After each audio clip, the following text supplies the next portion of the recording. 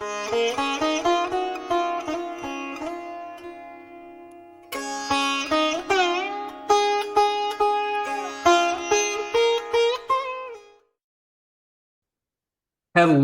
and welcome once again to White Lotus of Light educational series. Today we are doing Shadow Wars 4, The Fuse is Lit. And in the immortal words of LL Cool J, don't call it a comeback because I've been here for years. But Ian, where have you been? There was people who were actually theorizing on the channel that I was going to be cloned and all sorts of interesting theories. I'm afraid it wasn't quite that sexy or terrifying. It was actually much better than that. I just have had a lot going on in my personal life. Some really amazing things are happening. Some real challenges, not like bad challenges, but just like step of your game challenges, you know what I mean, have been happening. And then I had this incredible opportunity. I recently befriended some just extraordinary gentlemen, if I will, and I shall. And I was given the opportunity to go train in the desert with a bunch of guys who were in special operations. So things like Delta, Army Rangers, Navy SEALs, that sort of thing. And there'll be a photograph up right now. So there's some kind of proof of this claim. But yeah, if you don't believe me, that's fine. But it's true. And so I had to fly to another state, and I took some people with me, and we were incredibly fortunate to be able to train with these just absolutely amazing people. And, I'm someone personally who came from, when I was younger, like a Democratic household, like left wing. I know, Ian, oh, lefty, no way. But yeah, like, hell, even in college, like, this is super embarrassing to say at this point, but I briefly, I studied Marxism in college, which I'm really glad I did because now I understand like how dangerous and evil it is. But, I was even briefly seduced by that sort of thinking. And so I had a lot of this thinking that, people in the military, unless they like wholeheartedly came out and rejected the war in Iraq, and unless they had maybe been wounded or injured and now they were like non-threatening, I really had no sympathy for soldiers. In fact, I kind of despise them. I would use words like they're fascist or brown shirts or that kind of thing. And I just had that in my mind that and I'm embarrassed to say this, but I'm just being honest. I had it in my mind that these people would be psychopaths, to be perfectly honest. And holy smokes, nothing could be further from the truth. I met this group of men, four of them, and how I got in contact with them. They were angelic magic students. And in fact, I was given a vision by the virtues of a very specific thing that I took. This was like probably in August last year. I took this visual to be a nuclear mushroom cloud, which was very disconcerting. The angels had already told me, and I will tell you, there's zero chance of a full-blown nuclear holocaust. That's not going to happen. The spirits, the gods, the angels, they're going to prevent that. It can't happen. So go ahead and just remove that from your possibilities. There could be maybe a limited exchange, something could happen in Ukraine, a false flag, something small, a dirty bomb, something like that. But there'll never be that whole the total annihilation thing that can't happen. And so when I saw this visual of what appeared to be a mushroom cloud at the end of this vision, and they go, pay attention to this. This is going to be relevant in the next week or so. And I was like, oh my God, I was terrified that a city was going to go up, right?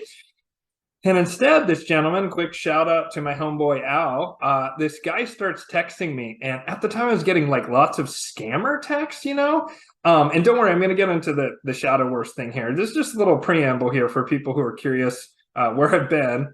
And so this guy starts texting me, and I almost blocked him because I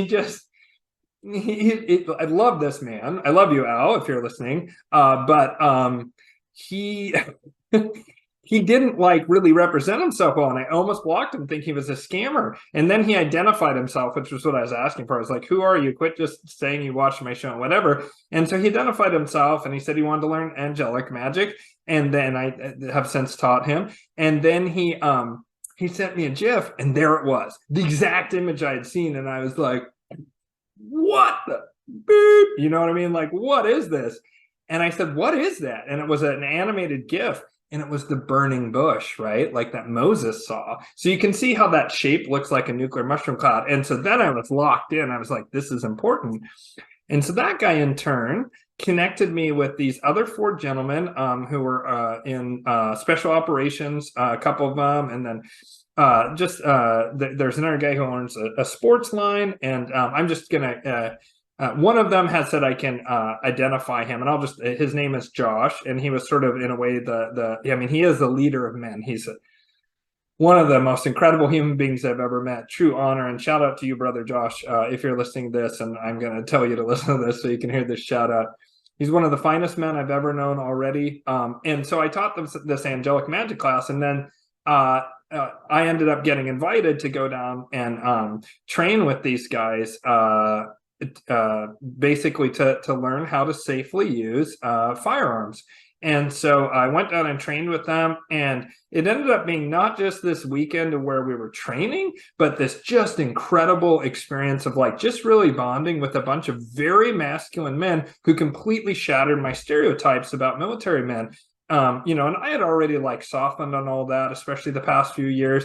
I don't know what I consider myself right, left. I mean, I think that's a bullshit paradigm, to be honest. But, you know, I definitely believe in the Constitution, the Bill of Rights, you know, and like, I'm super against all this mainstream leftist stuff. You know, it's just so much of it is nightmarish and authoritarian.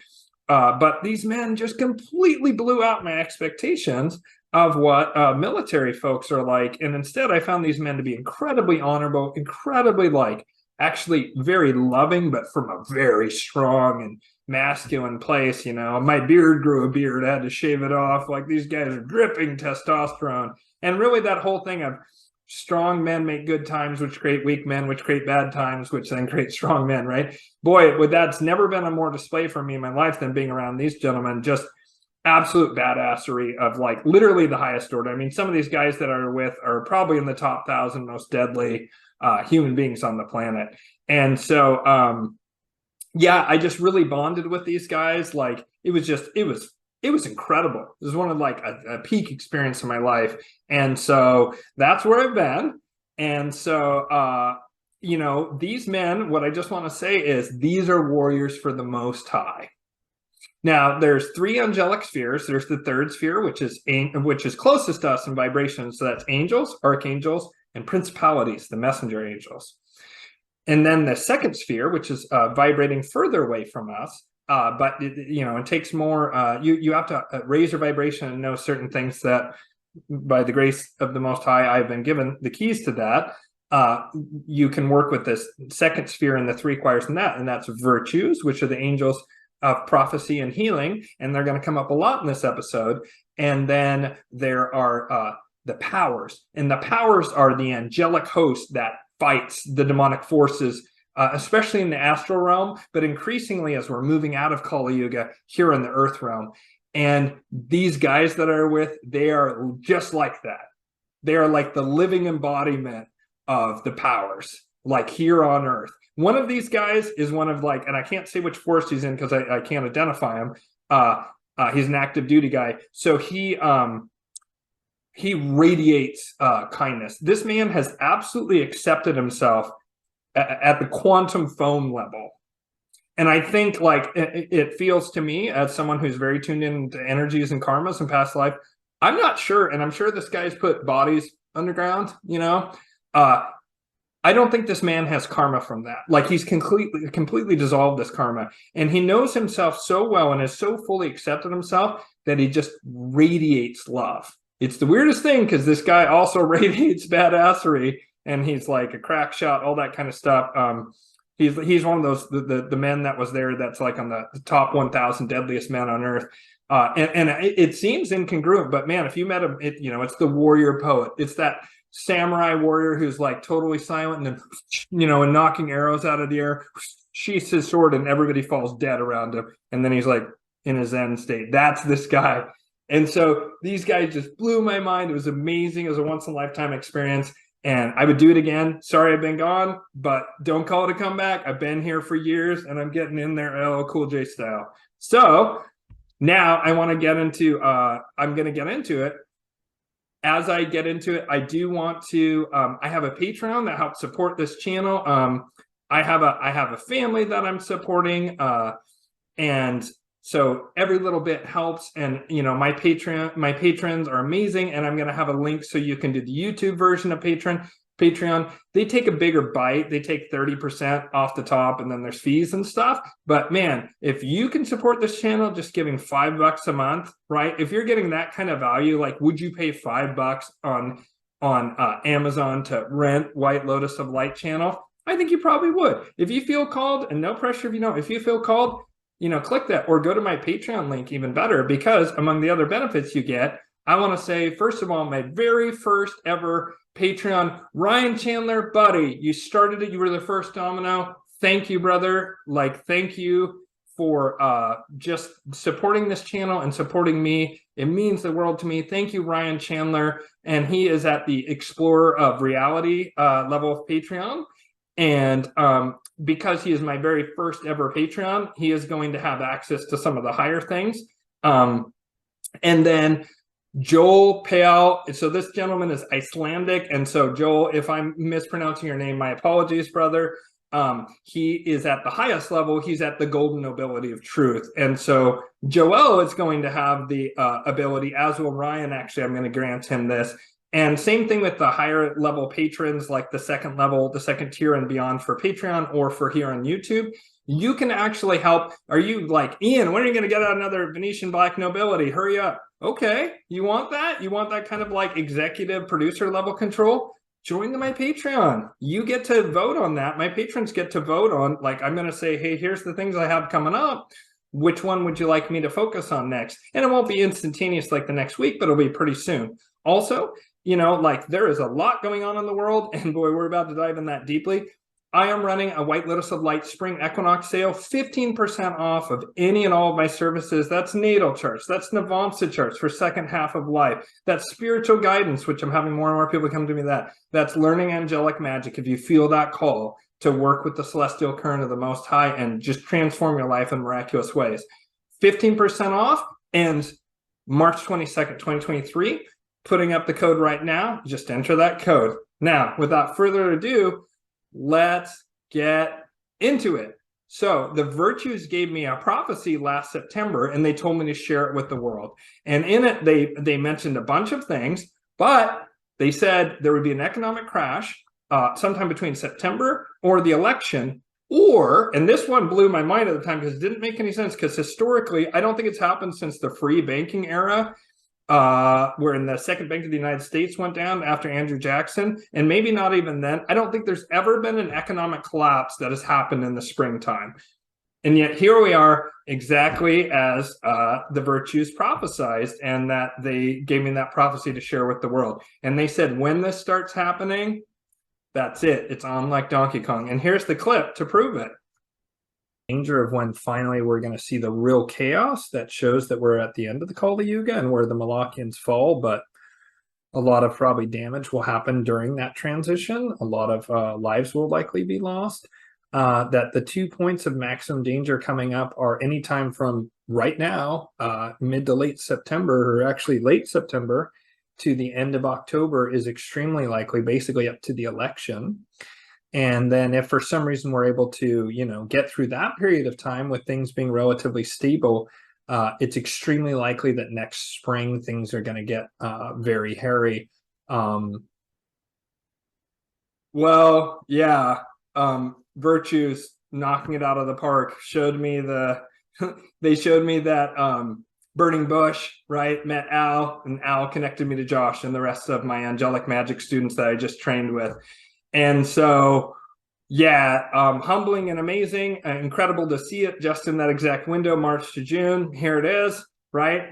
So this means, viewer, like, you need to like start getting prepped, because what's that? What's that in the distance? Is that fiery figures in the Aurora Borealis? Lord Raiden, what is it? You're not ready. Look,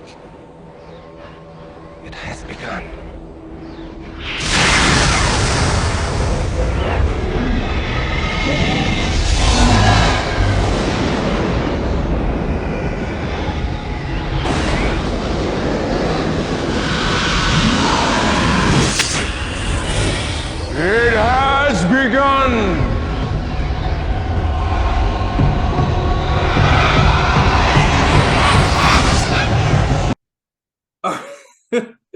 I've wanted to use that clip for so long. So what has begun?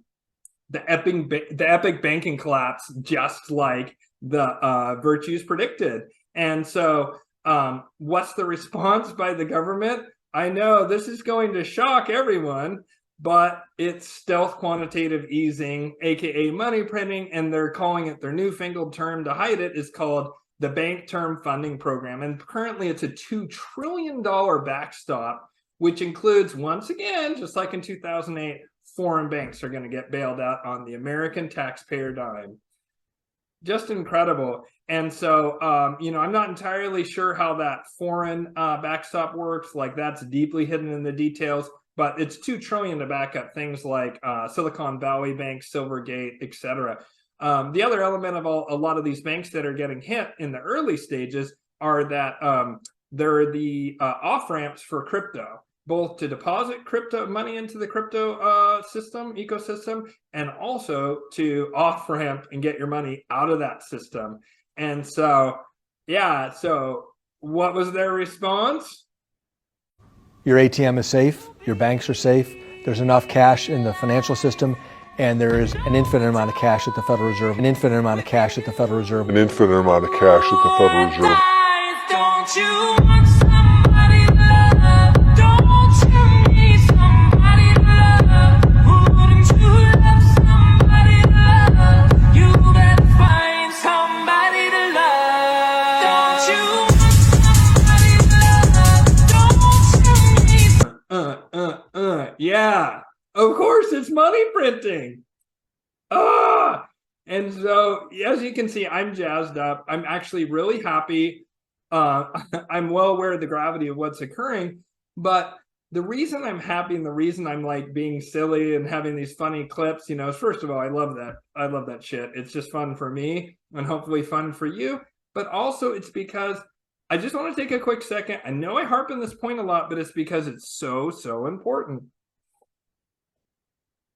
And that is, if you go and you look up Yuri Bezmenov, and he talks about KGB subversion methods that they developed, and those subversion methods, of course, the KGB and the communists in Russia were bankrolled. The Bolsheviks were bankrolled by the City of London and Wall Street, just like the Nazis, right?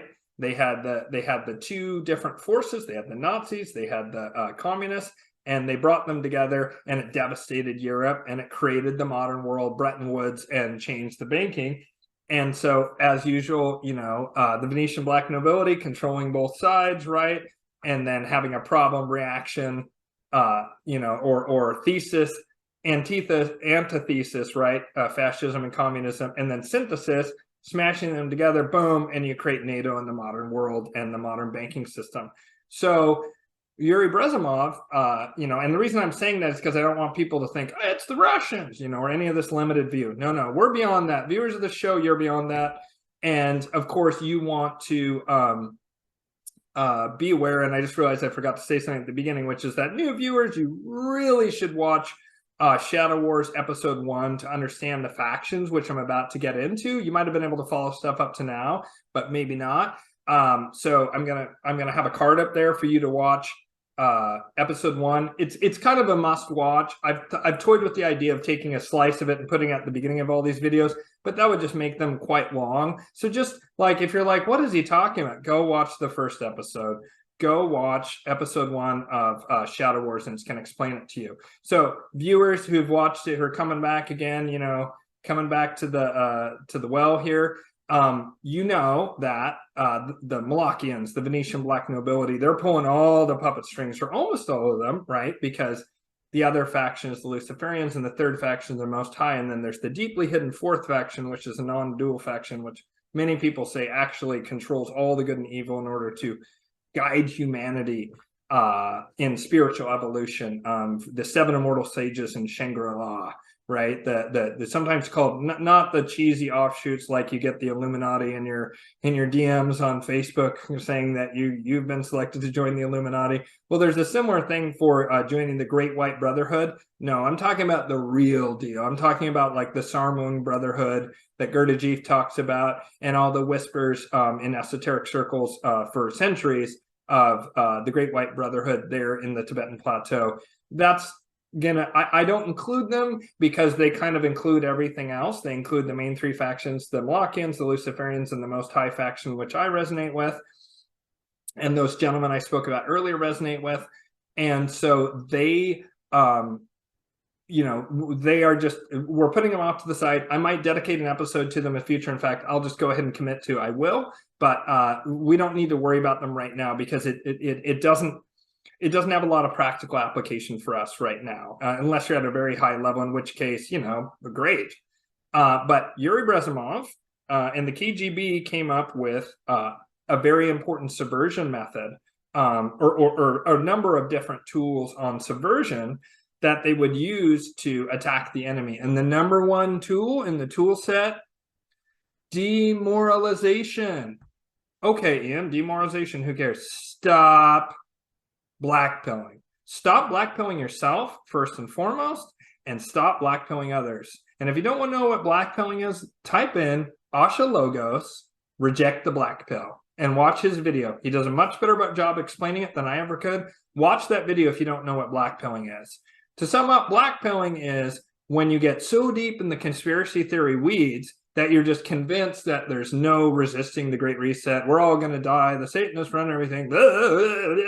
And then you start telling everyone, oh, no, we can't win. Oh, just give up now. Take a knee for Moloch. I tell you what, if you end up your knees in front of Moloch, I think we all know how that's going to go. You don't want to do that, right? Blackpilling is our greatest enemy right now. Conversely, increasing the morale of our team, right? Increasing the morale of the Most High team is the best thing you can do, right? So don't blackpill. Don't do that nonsense. For the love of God, just don't do it. Just stop. And if you find yourself doing it, stop. Just stop it. Stop it, stop it, stop it, stop it. And if this makes you mad, then you got some work to do. You need to stop blackpilling. But Ian, you're blackpilling the show. No, I'm not. I always say, not only do we have hope, but Davos will fail. The Moloch is in the process of being cast back into the pit, into the lowest astral realm. It is inevitable. But it's inevitable because good men and women, such as all my people listening here on this channel, we are going to throw off these shackles. We are going to help to throw Moloch back into that pit. So you can be aware of what's going on in the world. But if you start getting so deep in the weeds of conspiracy theory and you start wanting to know every little detail of all the different horrible things that are going on, it's going to cause you to get demoralized. And in fact, I recently found out, and this is not so, I recently found out that the social credit system in China, it exists through WeChat and some other things, but it's not the way people think, like in that Black Mirror episode, where it was real-time automatic adjustments to your social credit score with all the surveillance cameras and this giant database, and it's all super integrated and nobody can resist it. And if you fart wrong, or you happen to cross a Winnie the Pooh book, because G and the Winnie the Pooh thing, if you happen across that, then instantly your social credit score drops 200 points. It's not how it works. It's much more clunky than that. And it's not nearly as interlocking and perfect as we all thought. Okay, well, why would they do that? Demoralization, demoralization, demoralization.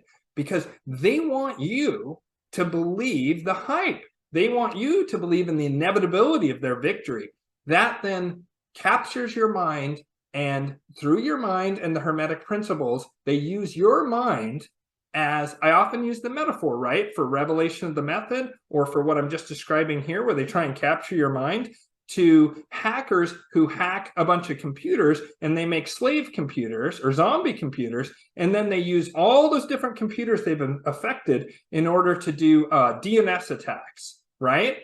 The same principle works as above, so below, hermetic principle. The same principle works with hijacking human minds through revelation of the method and through demoralization to change and warp reality. So that's at the esoteric level. At the psychological level, what is happening is they're getting you to make a series of decisions of what's called the chilling effect.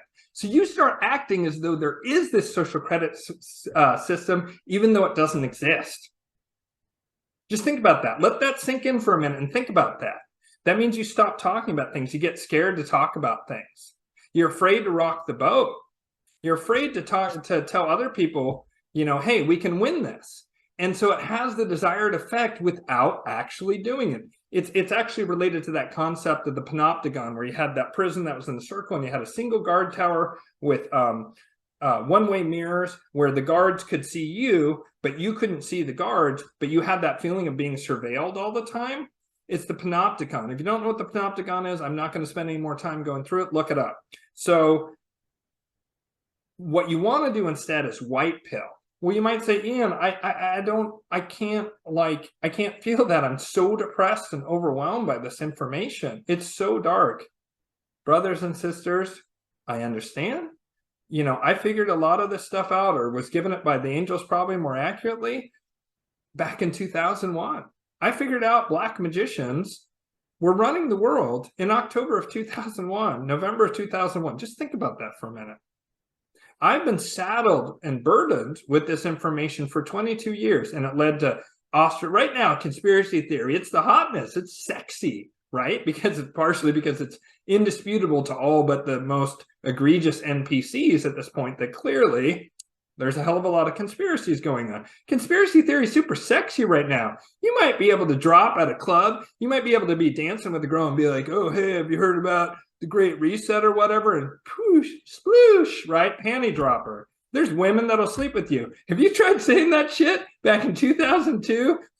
No, man. She'd be dry as the Sahara Desert, and she'd be like trying to get away from you as fast as possible. It was very burdensome to know it. So I understand how this information can crush you psychologically and emotionally. But you got to push through that. Okay, Ian, well, how do I do that? So I'm going to just nutshell something. And if you're interested and you want spiritual guidance, I can teach you how to do this at a much deeper level through getting some one-on-one spiritual guidance from me. And if you'd like to do that, I'm available. I'm ready to serve. You can go to my website and just book an appointment at your convenience. However, I'm going to explain really quickly. The virtues, which I've mentioned before, are the angels of prophecy and healing. So the virtues explain to me that there's 3 chalices to heal trauma, and trauma is the key to the Molochians keeping our consciousness down. That's why it's everywhere you turn. That's why they do that. It's one of the many reasons they do that Epstein stuff. It's one of the reasons they do warfare, right? It's one of the reasons they do that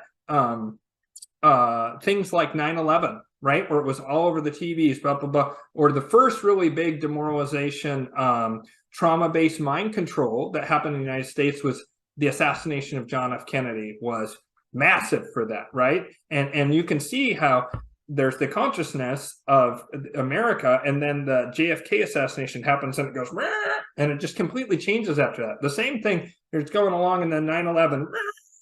And it was because that trauma was put out through every television. Womp, womp, womp, womp. Because when you're in trauma and you have unresolved trauma within you, which, believe me, I had mega trauma that I've very largely worked through. It's my process of healing is not complete. I'm not certain that it will ever be complete, much like Chiron, which is an asteroid, but was also a centaur, who was a wounded healer. And in his journey to heal his wound, he learned how to become a great healer himself, but he never healed that wound completely. Likewise, trauma is kind of like that. You'll never probably be able to heal it completely, but it can be a gift. It can be a gift to make you a healer. It can be a gift to make you inspire others. And it can be a gift to where you have tremendous empathy and compassion for others. But before you get to that level, trauma holds you down. It holds you down in terms of consciousness, and it holds you down in terms of what energy you vibrate out into the world. And so the virtues say there's 3 chalices of healing. For people who are at a lower level, or where I was at, when I was super traumatized, I had to drink from the first chalice, and that's the chalice of tears. And that just doesn't mean cry. There's a specific method you can do in order to allow those tears to transmute that blocked and stuck energy into freeing up that energy so you can use that energy in other ways. And that's something that I teach my clients and my students. There's also the chalice of laughter, and laughter is incredibly transmutive. And quick shout out to Sam the Man Tripoli. Sam brings and spreads laughter. And that laughter, every time he makes a joke and his, thousands of subscribers are laughing along with him, that lightens the energy field, that raises the consciousness of the planet to some degree. That's why if you look wherever the Molochians really have a despotic stranglehold on a nation, one of the first things they do is they go after any kind of comedian who's making fun of their government. Because when you make fun of a tyrant, it exposes them that the emperor has no clothes, that actually they're not nearly as scary and horrifying as people thought, and we have a lot more power because we're laughing at them. So they clamp down on that. Then the third chalice, the final most healing chalice, is the chalice of joy. Joy, when you reach that level, it lets you unlock all these latent abilities. When you get to that level of experiencing joy, it really is the level at which you can tap into the full array of what makes you this unique individual soul signature. And each and everyone who's listening to this, watching this right now, you each have a unique soul signature. You each have unique gifts to bring into the world. And if you don't feel like that, it's because you need to work through those lower chalices and heal. And you pretty much always have to start with that chalice of tears and working through that stuck trauma. And whether you work with me or someone else out there who can help you with trauma, healing your trauma, integrating your shadow, that's the best thing you can do. And that will help you to be able to catch the wave of all this transformation and change right now and be able to navigate it. And so, yeah, healing that trauma, so key. All right, crypto. So the Luciferians and the Molochians are one of their big battlefields right now is a digital one. The thing is, the Luciferians pretty much have a lock on high technology. Not completely, but they have broken things open in a major way with the introduction of the internet, very much like a super Luciferian, Think of that Venn diagram I often show up and like it's squarely Luciferian, right? It's spreading knowledge, it's spreading information, it's helping humanity improve itself. It's also exposing all the Molochians fuckery, right? So the Luciferian faction very much controls crypto. Almost everyone is into crypto, right? I'm talking about the people who are the geniuses who actually can program the blockchain and all that stuff. They almost all have a very libertarian mindset. They don't believe in this top-down control. They want to bring power to the people, right? In a very Luciferian way, right? A very pragmatic, practical, scientific upliftment of the material condition of humanity. So Luciferians control, to a very large degree, crypto, right? And you can see when the Molochians get in there because it's just so ham-fisted, Sam Bankman-Fried, right? They have a laughable front man, and then it just goes blah, blah, and explodes apart. I think that the Luciferians helped take that down. The Molochians also did a World Trade Center 7 style takedown of FTX because they want to try and crunch and legislate away crypto because they understand how dangerous it is to one of their Achilles heels / focal points of power, which is, as my friend and associate Grant Eagle says, that's the Babylonian talisman, the money magic talisman, right? The petrodollar is really at the center of it in its current form. But that whole fiat money control system that has come out of Babylonian banking, came through Tyre, right, in Lebanon, made its way up through Rome, and then eventually really got going with the Venetians, right? That I always talk about, Venetian black nobility. That's very much Molochian. But crypto is Luciferian, right? And so I recently came across this article, well, not recently, a couple years ago, that I highly recommend everyone read. It's called Nation States versus Network States versus Crypto-Claves, and I'll have a link in the description below.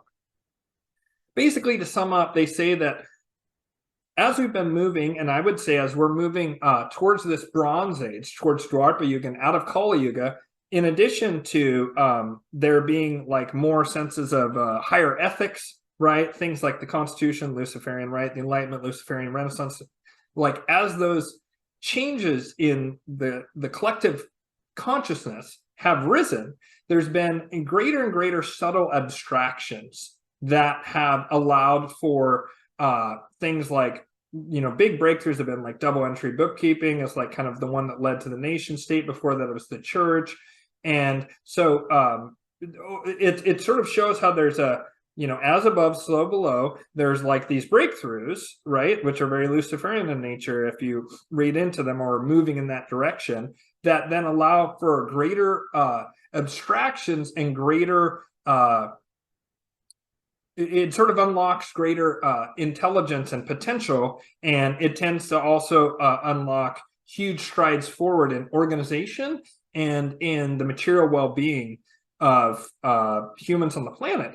And so as we're having this increased mental capacity from the consciousness going upwards, there's ever greater subtlety and ever greater complexity. And so, you know, I forget exactly an article. It says something like, you know, there was religion, and then there's double entry bookkeeping, and then that really leads to the nation state. And the nation state sort of replaced the feudal system, right? And it was very much to do with the double entry bookkeeping was a big part of it. And again, read the article for the deep dive. I'm just giving you the thin veneer here because it's leading up to a point.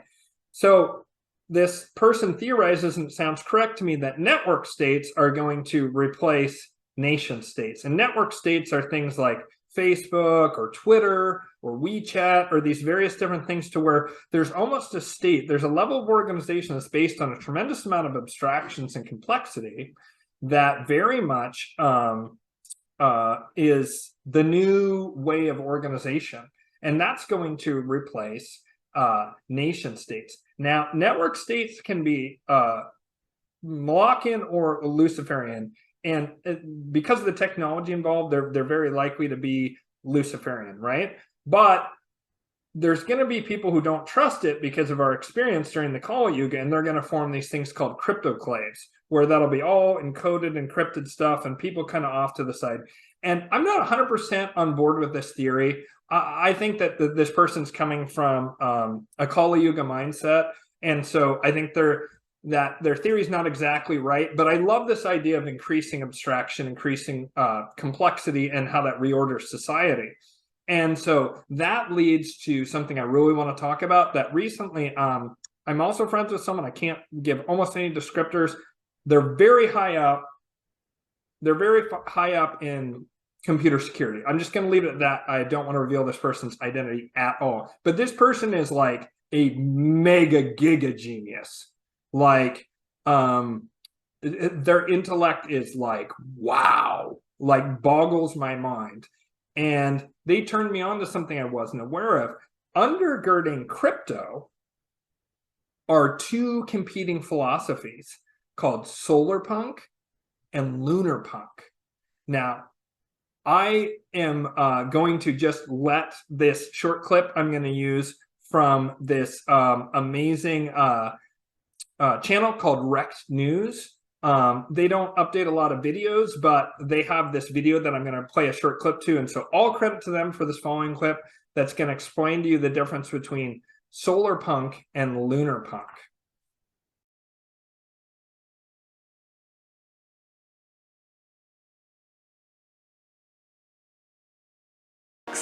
The future is bright. Solarpunk casts away the dystopian shadows of cyberpunk and illuminates a world beyond the chaotic horizon. In many of the popular DeFi chains, solarpunk hackers are creating transparent infrastructures for funding public goods. The shared belief is simple: public access to a decentralized and transparent financial system will lead to a fairer and more just world. Solarpunk is crypto's conscious mind. It is bright, self-confident, and future-oriented. Yet the counterpart to solarpunk faith is lunarpunk skepticism. Lunar punks are the solar shadow self. They are the unconscious of this cycle. While solar punks join DAOs, lunar punks prepare for war and build privacy-enhanced tooling to protect their communities. Lunar punk first came into being as a subset of solar punk. It has always preferred encryption over the plain text paradigm offered by Ethereum and similar chains. Over time, the tensions created by solarpunk tendencies have only multiplied. Lunarpunk has been forced to break away from the solarpunk legacy and is now asserting its own. In the lunarpunk imaginary, a conflict between crypto and existing power structures is essentially pre-programmed. Regulation forces crypto underground. Anonymity proliferates. The lunarpunk vision is rejected as a bearish nightmare. Its foundational conflict, nation-states banning crypto, is dismissed by solarpunk because it produces fear, the kind of fear that compels people to grab their money and run. The optimism of solarpunk has become synonymous with bull market cycles, while pessimism is associated with the bear. Lunarpunk offers something beyond this simple oscillation. It is a moment of insight between market cycles, a glitch in the hologram where the source code shines through. So this brings me to an interesting point, right? Like that clip, so interesting, right? Solarpunk versus lunarpunk, right? And I would argue that solarpunk are people who are aligned with the Most High. They're like, hey, let's just go out there, let's review ourselves, let's have a positive vision of the future, let's be optimistic, let's bring about a golden age. They literally want to bring about a golden age, and that's that Most High impulse. And now that we're leaving Kali Yuga, this Most High impulse is going to come up the same way that that Luciferian impulse was during the Kali Yuga that led to all these stages of growth. The thing is, we're not quite ready. We're not quite ready as a collective to move into the golden age of the Most High. Look, if that happens, I would love to be wrong. I would love to be wrong about that. Personally, I think that there's a movement, there's an evolution, not in the sense of Darwin, but there's a movement and a progression, and you can't just skip from kindergarten to postdoctoral physics, right? And like, I believe that we have to go through stages of development, just like humans have to go through stages of development. Right now, we're at a very low stage of development, kind of akin to a very traumatized and abused toddler, right? And we need to go through the adolescent stage, you know, in young adulthood, which would be Dwarpa Yuga and then Treta Yuga, right? The Bronze and Silver Ages, before we can go that golden age of mature adulthood. And so the solarpunk to me is an example of how the Most High faction really struggles against the Molochians. And there's a little bit, I realized this the other day, there's a little bit of a Rochambeau rock, paper, scissors energy to, depending on where you are in the yugas, right? To where like Molochians just hammer Most High. Like they're really good at, like, they fear above all else the Most High and the energy of the Most High. It's their antithesis, and they hate it and they want to destroy it every time they find it. And so the Most High faction struggles against the Molochians unless you're in a golden age, in which case then it's actually the Luciferian faction which gets one over on the Most High when you're about to drop in consciousness. Like it was the Luciferian faction and a seed faction of the Molochians called the Brotherhood of Belial that led to the fall of Atlantis. And so you get this kind of rock, paper, scissors effect.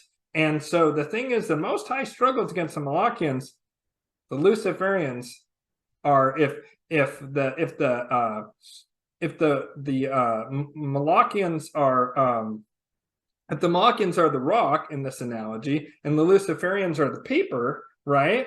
Then the Most High is the scissors. So right now, where we're at evolutionarily, the rock beats scissors. And so the Most High just always gets stomped out by the Molochians. We just don't do well because it's just too earnest and open. And the Molochians are like, oh, that's easy. We'll just smash it.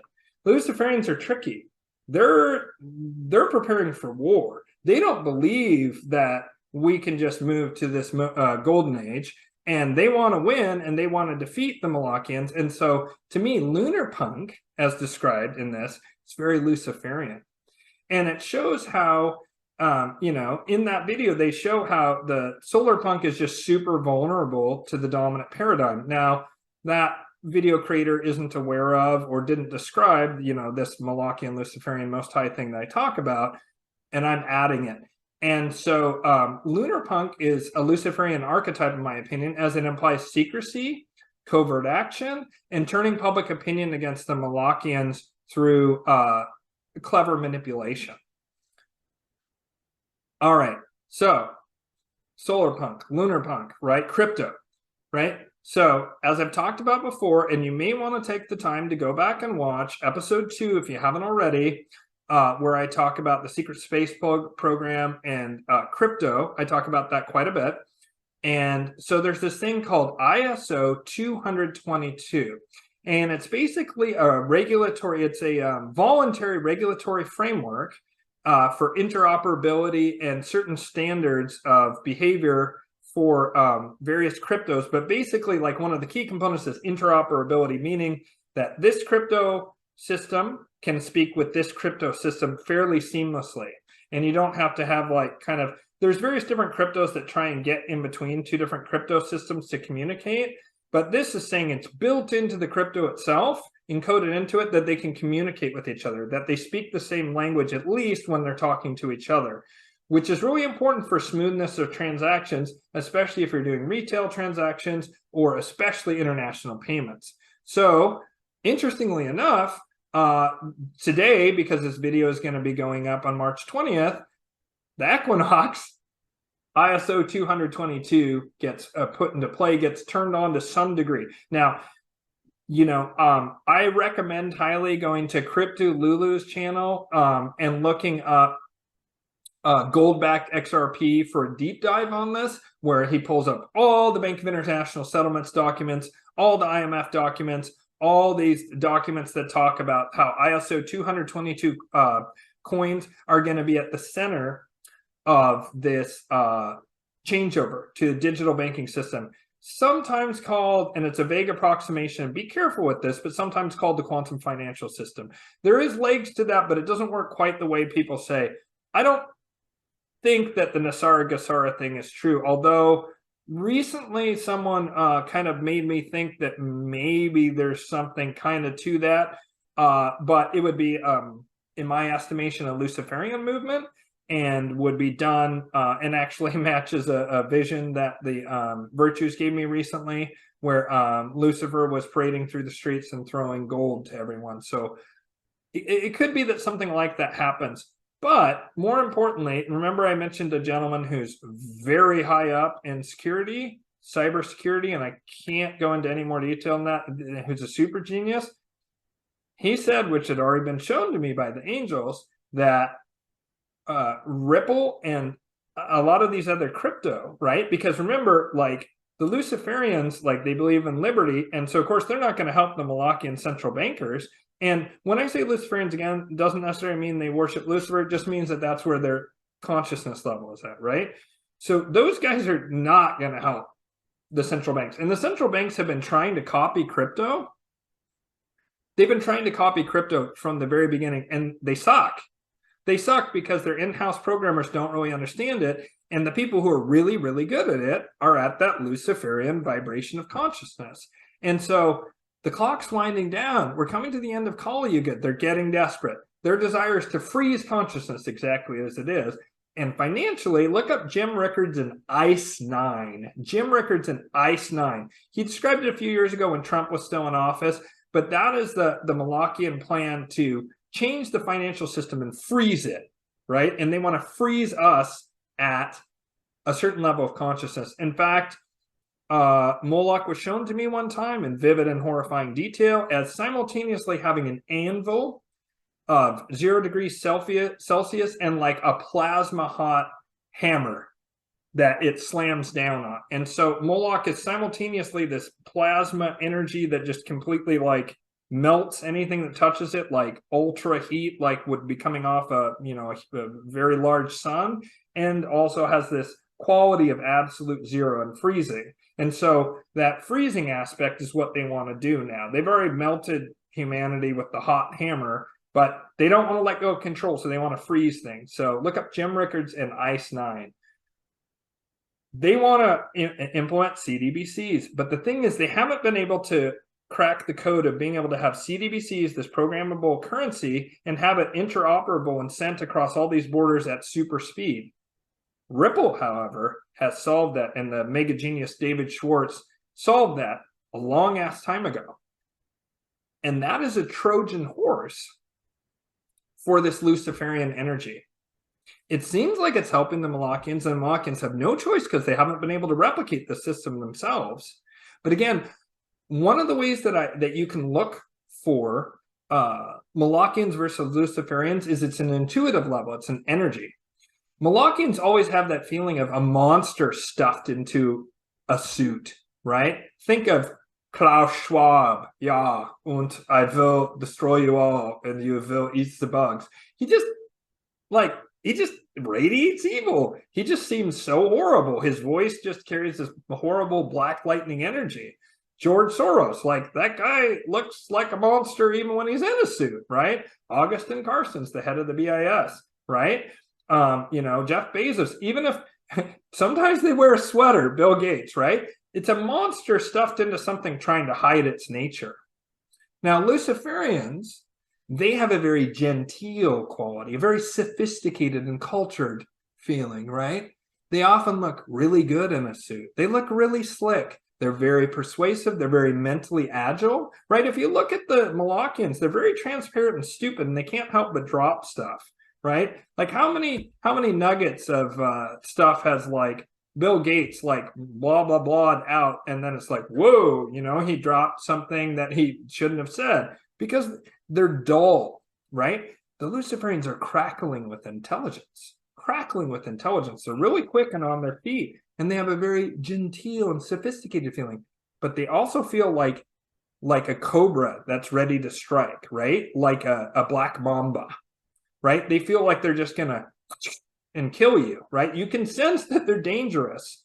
And that's what confuses people, is they both feel very dangerous, but one feels like a drunken, like Frankenstein's monster, like they can't even control themselves. And when you hear the really dark stuff about the Molochians, they can't control themselves. They lack control. And they're just very bestial, bestial and just nasty and horrible. Whereas the Luciferians are quite ruthless, but they, again, have that genteel quality.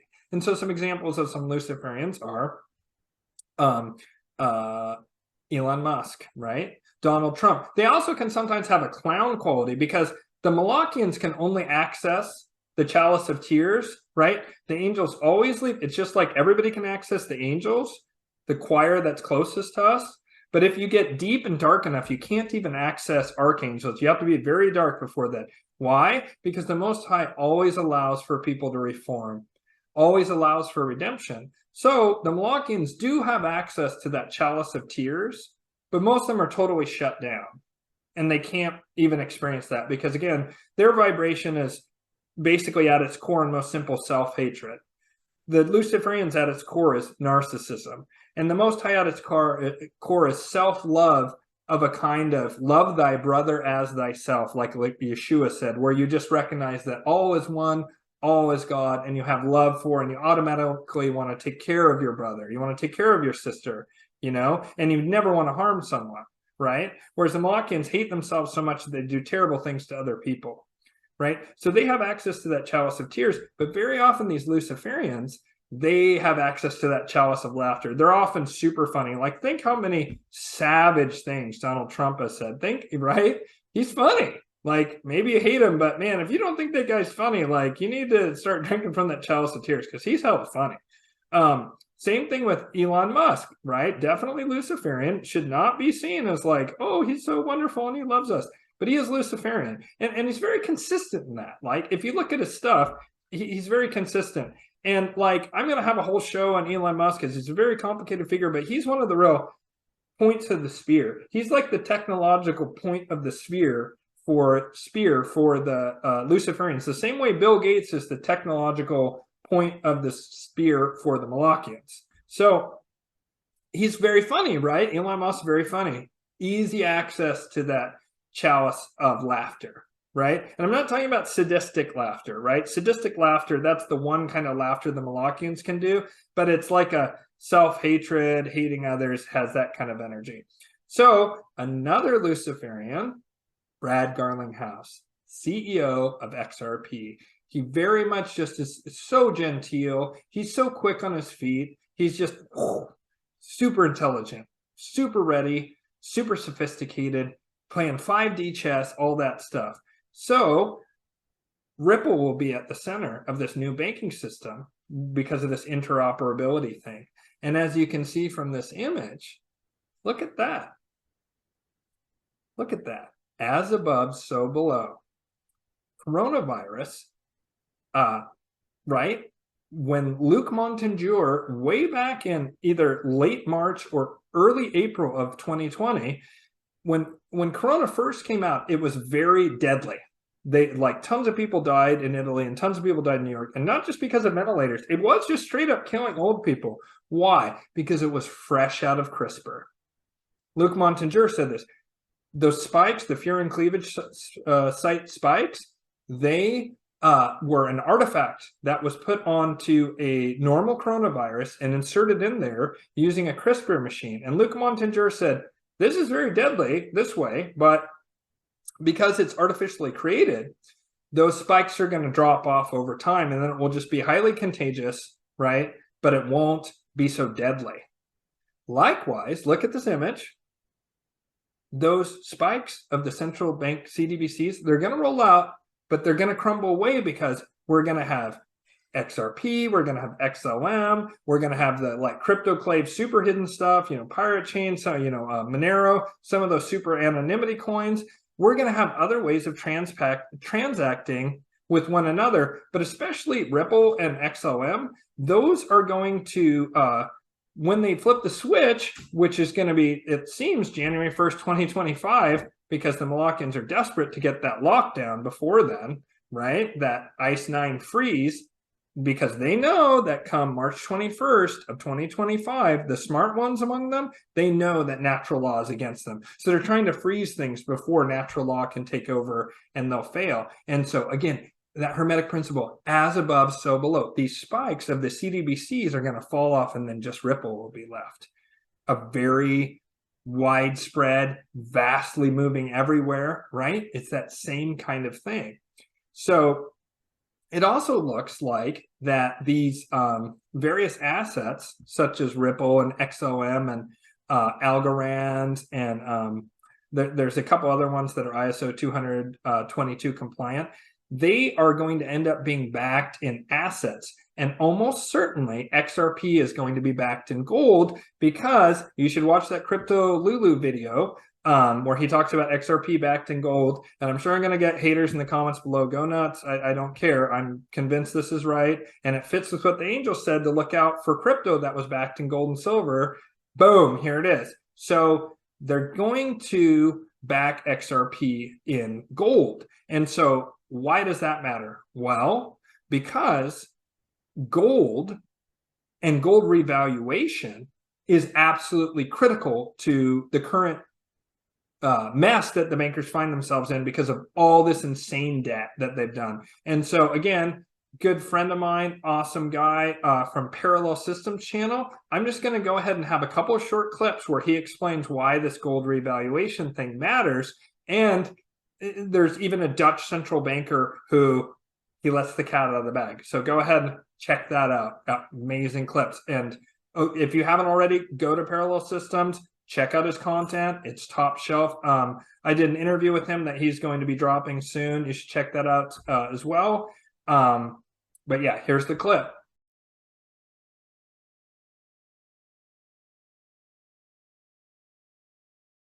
uitgaat en maar hoe dat groot... komt- Heel even mijn verhaal afmaken, Ja. dat snapt ook iedereen. En hoe groter de kans is dat de Nederlandse belastingbetaler moet bijbetalen om de balans van de Nederlandse bank, waarvan ik altijd dacht, die is solide, daar kan niks mee misgaan, om daarbij te passen. Dat is een kijk, nieuw verhaal. Dat kent De ik balans van de Nederlandse bank is solide. We hebben namelijk ook nog een goudvoorraad. We hebben ook nog een herwaarderingsreserve op het goud van meer dan 20 Ja. miljard... die we niet mee mogen tellen voor Ja, ja. het eigen vermogen, maar die staat Maar die er. wilt u niet verkopen? Natuurlijk wel. Nee, dat gaan we zeker niet doen. Nee. Maar nog één slotvraag. So, what we need to understand is that central banks have extraordinary amounts of debt globally, extraordinary amounts of debt, and they have huge holes in their balance sheet because they have so many government bonds that are now losing money. Those government bonds are not profitable. So they have to come up with a way to fix the global debt problem.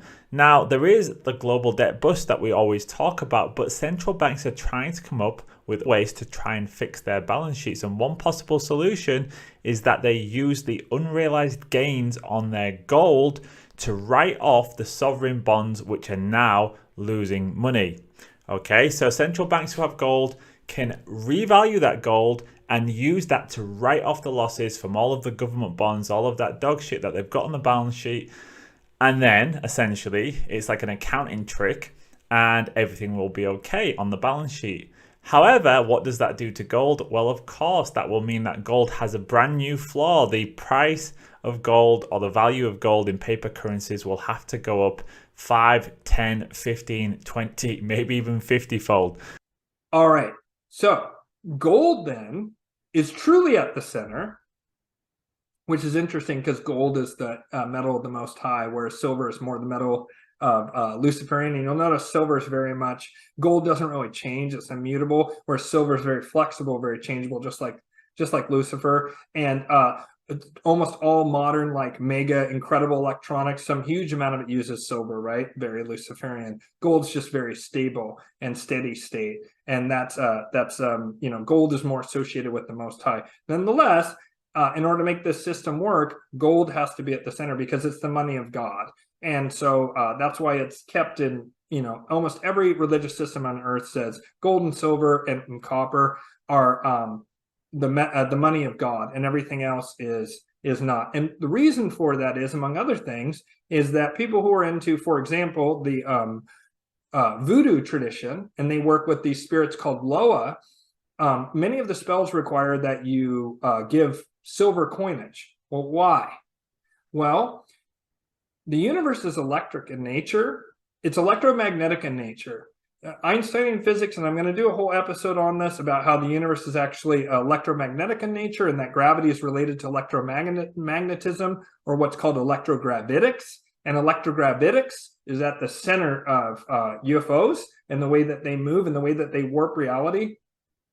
So the universe is electromagnetic in nature, and all these beings that are disembodied beings, or beings that vibrate at a different frequency beyond what our senses, in the very narrow electromagnetic band that our senses can pick up on, beings that are outside of that very narrow band, they're very electromagnetic. We are as well, actually. And there's tons of stuff pointing to this, like the soldiers who come back from Iraq and they're missing an arm, and when they do an MRI scan, holy shit, if there's not still an arm there. There's still an electromagnetic outline of an arm, and it takes a long time for that to fade, long after it's cut.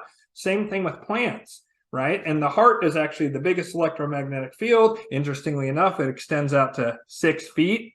Keep further than 6 feet apart. We don't want you guys connecting on a heart level, right? That's a big part of why they did that during the lockdowns, the 6 feet, because that electromagnetic aura stretches out 6 feet, or maybe it's our aura as a whole, which is very electromagnetic in nature. It stretches out 6 feet, and they didn't want us coming together and comforting each other. And so gold, silver, and copper all conduct electricity to a massive degree. That's why spirits want them. That's why it's put at the center. That's why it's the money of God.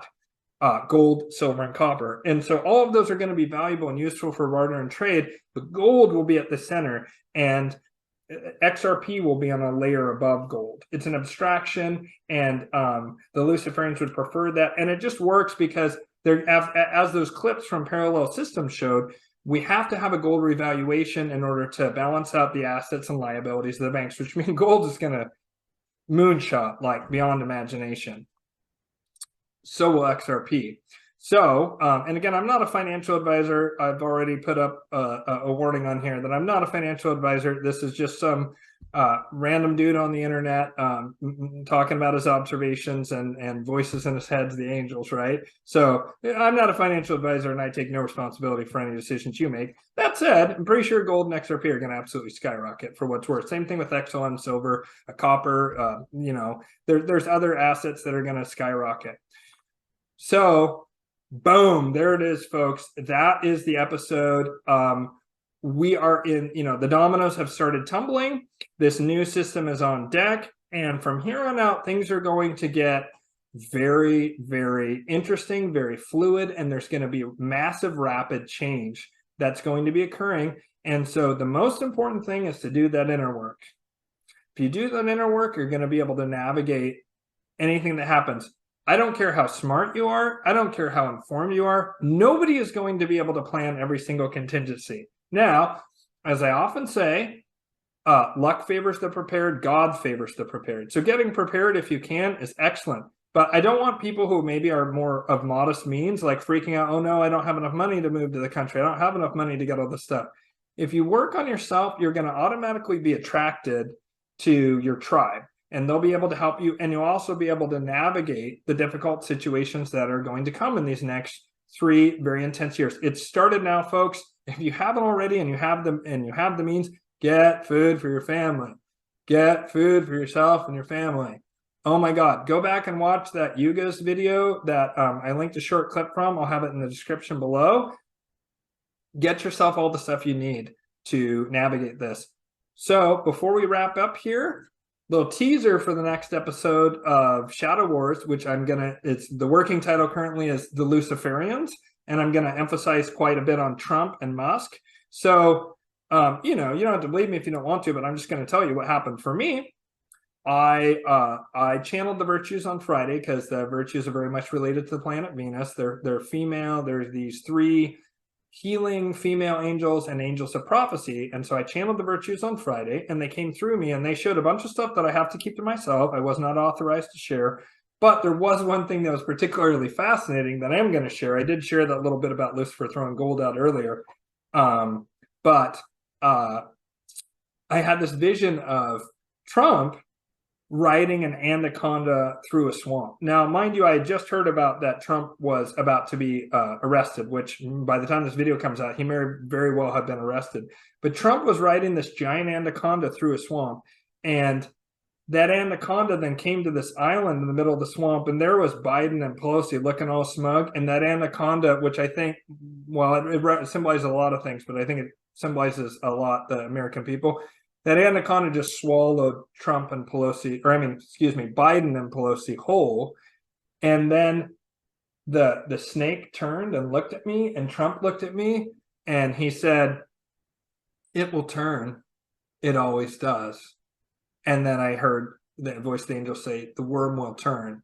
Now, that's interesting because our other favorite, or, you don't have to like him, but our other very prominent Luciferian, Elon Musk, said after I had this vision, I can't prove it, but that's true.